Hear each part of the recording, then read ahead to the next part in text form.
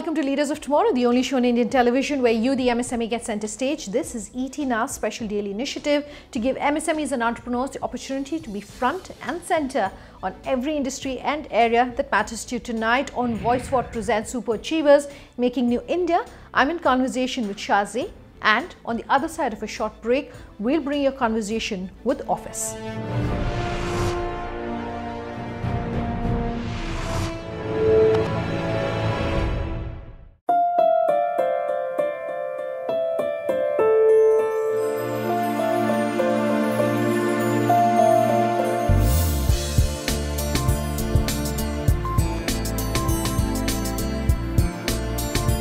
While India's digital gifting market is growing at a fast pace, one gifting brand is carving a niche through its old-school retail stores.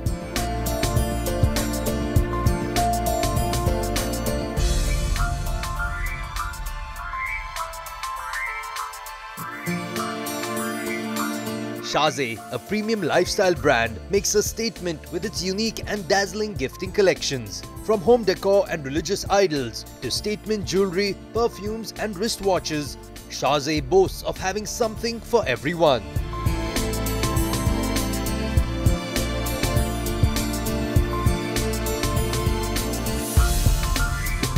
Shaze was founded by Samrat Zaveri in 2001.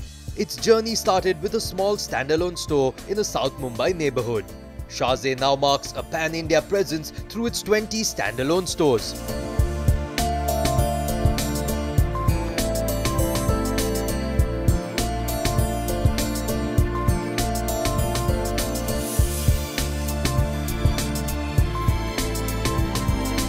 Every product from Shaze is designed and crafted for connoisseurs. The gleam and shine of these striking pieces are a reflection of its customers' high street lifestyle.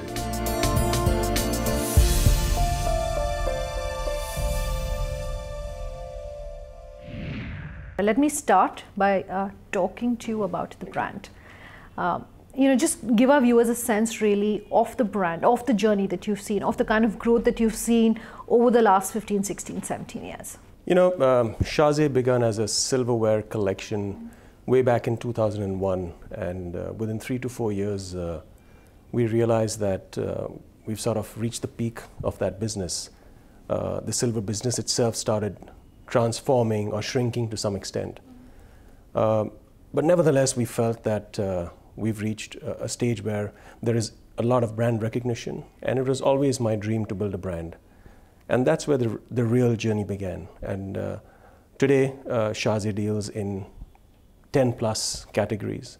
We have 20 odd showrooms all over India, and we're growing more aggressively than any other brand today in India. Okay, so what's fueling that growth? What is your USP? You're saying we're growing more aggressively than brands which are in the similar space. India's opening up, e-commerce is opening up. I will come to e-commerce in just a bit, but what do you think is helping you grow over your peers? So I think there are a couple of beliefs that we have very strongly about the Indian consumer. The Indian consumer is extremely aspirational.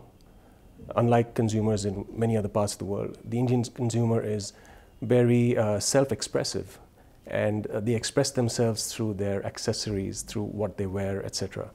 And we see that this is an opportunity to cater to that unending need to express themselves. So that is one leg on which the brand is standing. The other thing is that we believe that the future belongs to businesses with very strong intellectual property.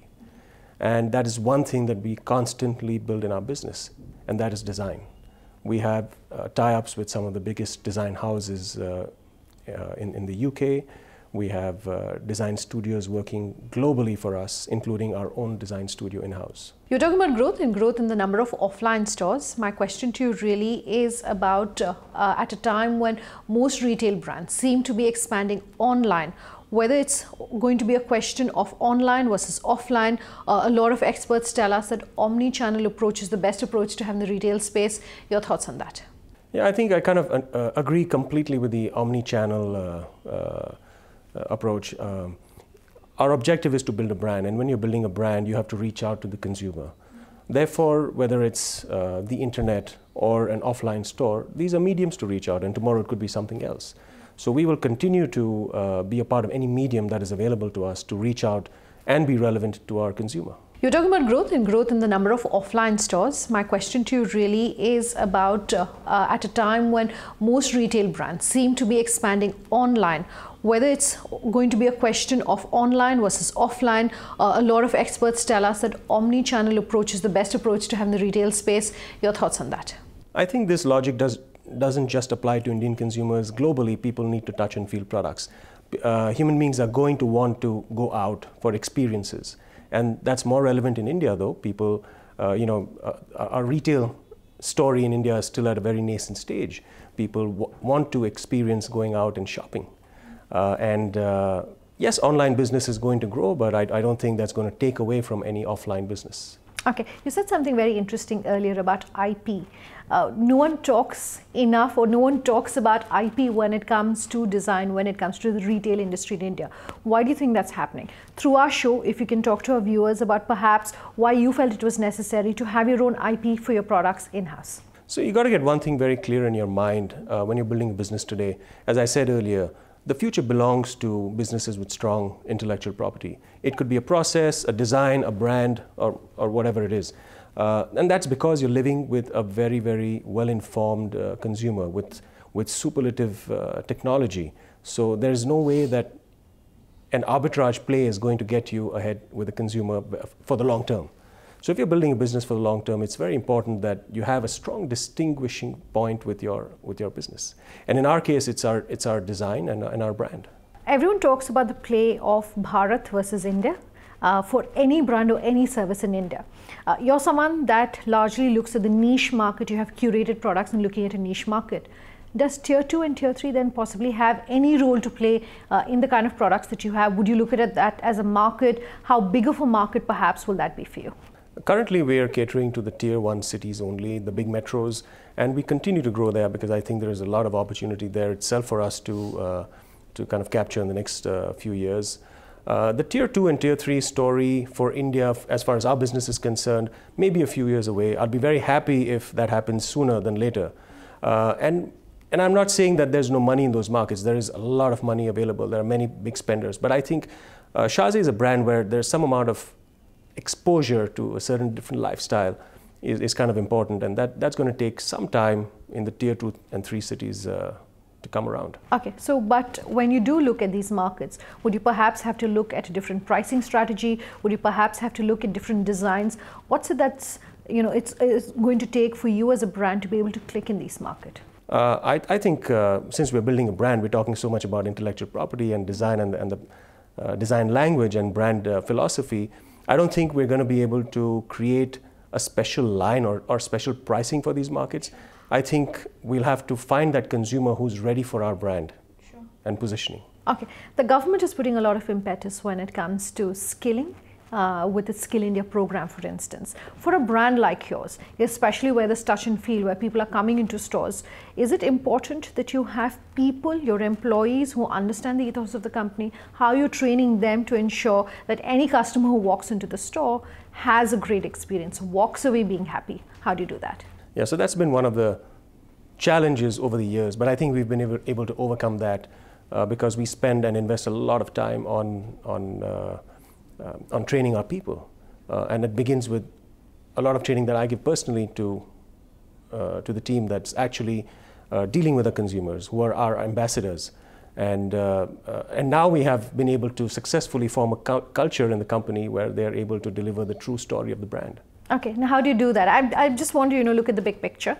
For small businesses that are perhaps watching this interview and are saying that yes, we need to train our manpower, but we don't necessarily maybe have the funding to be able to do so, but understand the importance of training people, especially in the retail business. How do you do that? Is it necessary that companies on their own, at their own end, are necessarily undertaking this training? Is there any way that perhaps the industry can come together to ensure there's a pool of talent which is available for businesses?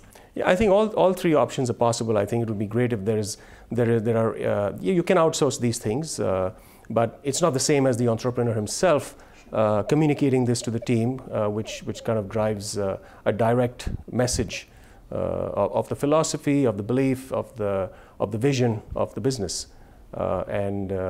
Yes, the industry can come together and create an infrastructure where this kind of training is possible.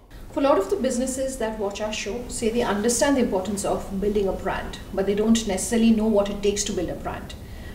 Your advice to them, maybe one or two things that they have to keep in mind when it comes to building a brand and sustaining it. I think one of the most important things that you need to build a brand is a very strong vision of what you want to build, what you want your brand to be. You have to make your brand very, very consistent. It's kind of a relationship which needs to stay consistent with the consumer. The other thing is, yes, of course, you need funding, you need capital to build a brand because you have to sustain this, sustain your journey to build a brand. And lastly, I think communication is very, very, very critical. How you bring out the voice of your brand is going to determine your future. Absolutely. All right, you said funding. I want to pick up on that.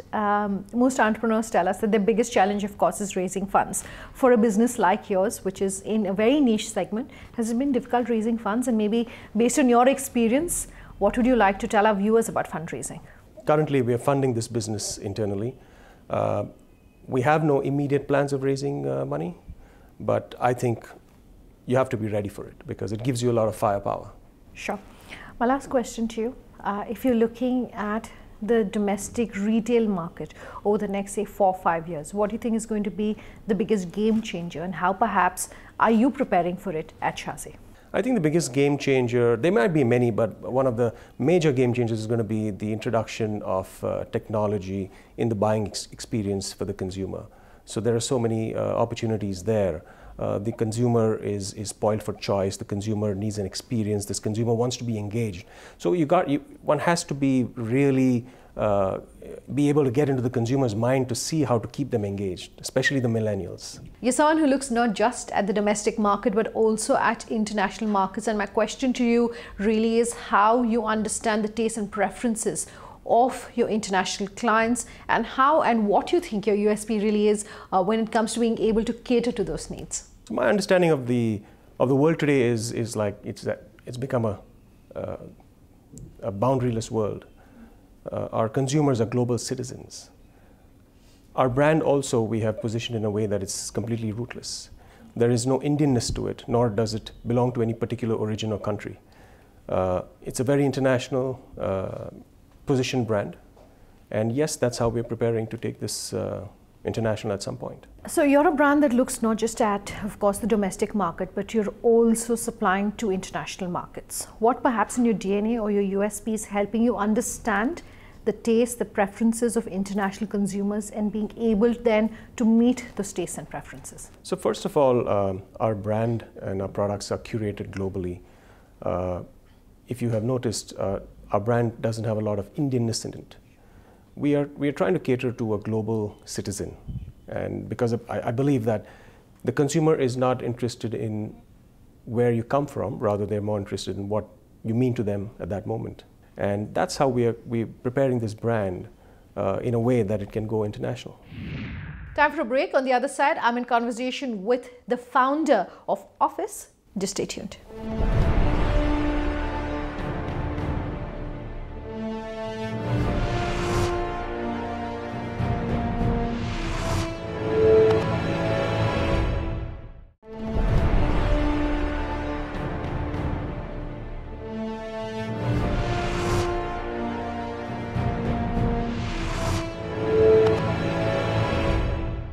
Welcome back. You're with us here on Leaders of Tomorrow, and tonight on the show I'm in conversation with Amit Ramani. He's the founder and CEO of Awfis. I spoke to him about how the co-working space in India is changing and what they're doing to tap into that growth. Take a listen.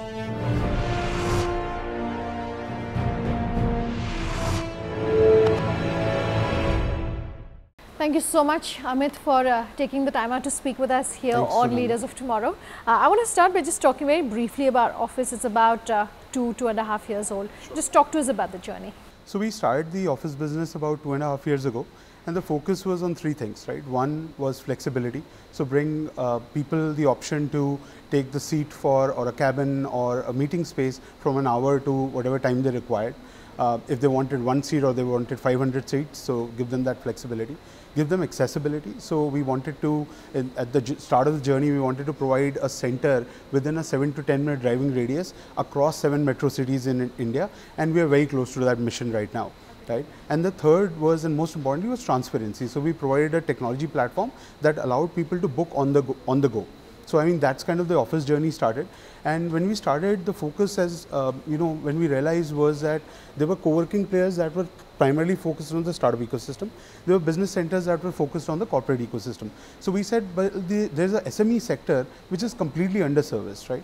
So we said, why don't we provide something that resonates with all three categories of startups, SMEs, and corporates? And that's where the Awfis journey started.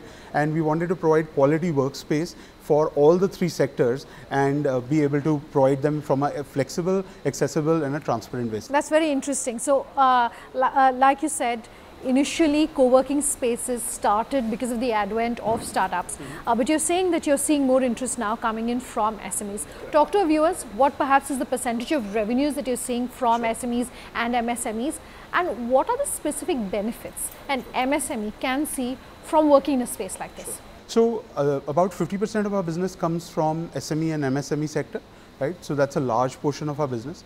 The reason that they look at this as a solution, because that market was completely underserviced. The large corporates were serviced by grade A quality tier 1 developers. The startups were serviced by the co-working players, right? But the MSMEs were left to the galas and the Laldora spaces. So we came in as a solution where they could take 1 seat to 50 seats. They could get it where and when they wanted in a micro market, and give them complete flexibility to come in and go as they please. So I think those are the reasons that the SME sector really took on. All right. So you're saying that there is definitely benefit for MSMEs because the cost is going to come down. Just sort of like a thumb rule in terms of what perhaps could be the cost savings MSMEs can see. So up to 200 seats, right, we would see about a 25% saving for MSME, and it comes from a simple fact that when you do your own space, you have to provide all the additional amenities, which in our kind of a scenario are shared, like a common activity-based setting to the infrastructure, to the services, etc. Second, they have to build growth for a 5 or 6 year period till they're logged in day one, right? Which we give them flexibility. If you need 30 seats today, you take 30. If you need to expand additionally in the future, you can do that, right? Second. Third, obviously, they have to put in their own capital. So we convert that capital into an operating environment for them. Okay, so essentially it's an asset-light model, which also a lot of our experts advise MSMEs, at least in the initial years of growth, do look at such an asset-light model. My next question to you is, now the government, of course, is really going to go about Startup India, Digital India, is encouraging startups in India. A business model like yours, what perhaps are some of the synergies that you could see with the government? So we would love to be the workplace infrastructure provider for many of the initiatives that the government is taking, because the government, in addition to the space, is also providing financial support. They're also providing mentorship, right, which we don't have much expertise in, but we would love to partner with the government to provide the physical asset or the workplace as part of their programs. I want to talk about essentially the large base of our MSMEs and SMEs who are based outside of the metros. Sure. My question to you is, for any model in India to be successful, no matter what industry you're in, you have to look beyond just the metros. Sure. Are you looking at tier 2, tier 3? So what are the opportunities there? Sure. So Sunanda, we are clearly looking at tier 2 cities. We have expanded very well under the tier 1 cities. All 7 metros we have coverage. Tier 2 cities, we are looking at Chandigarh, Jaipur, Bhubaneswar, Indore, Ahmedabad, etc. as our expansion plans into those cities for 2018. Two things are happening. One, those markets are underserviced, right? So a shared workspace or a business center kind of environment is not available. But if you look at the expansion, the opportunity today looks at tier 2 and tier 3 cities, because they give you in the market not only for the tier city, those cities, but also to the rural markets as access, right? Clearly, the providers or the current tenants that we have are also looking to expand into those cities, right? So for example, Vodafone is a customer of ours. They are looking at tier 2 and 3 cities with us as well. So both for our current customer base and the base that exists in those tier 2, 3 cities, we feel there's a huge market there. All right, as I'm ending this conversation, Amit, you were talking about looking at tier 2, etc. But anything else which is on the table that you can talk about in the next maybe year? What is the industry looking like? How much of that perhaps are you looking to tap? So Sunanda, one part which will surely happen is consolidation. Second, I think the big boys will emerge, right? There will be a few dominant players that will emerge in 2018, which will continue the journey, because what's happened, interestingly enough, is that this has become one of the alternatives, right? So earlier when people were looking for workspace, they would look at a warm shell space, or they would look at a fully fitted out space. Now co-working or shared workspace has become another solution. So SMEs and corporates will clearly adopt this as we go forward. And the third thing, which I believe will surely happen, is that the ability for the larger players to expand faster will become much more bigger. I mean, the opportunity will become much bigger. We at Awfis are looking to obviously expand our capacity to double. So we will go from 50 to about 100 centers this year. We also will go into tier 2 cities. So we will go from 9 cities today to about 16 cities in the future, in this year. And we will obviously want to continue to maintain a dominant position that we have today by being the largest shared workspace player in the country. All right. Wish you all the very best for that. Thank you, Sunanda. Thanks for the time today. Thank you. Thanks. Bye. That's our show tonight. If you have any questions for us, do remember you can always write to us at leadersoftomorrow@timesgroup.com. That's our email ID. If you want to reach us on social media, tweet at me personally at Sunanda_J or LOT_ET now, which is our official Twitter handle. You can also leave your comments for us on our Facebook page, Leaders of Tomorrow on ET Now. Thank you very much for watching. Have a good night.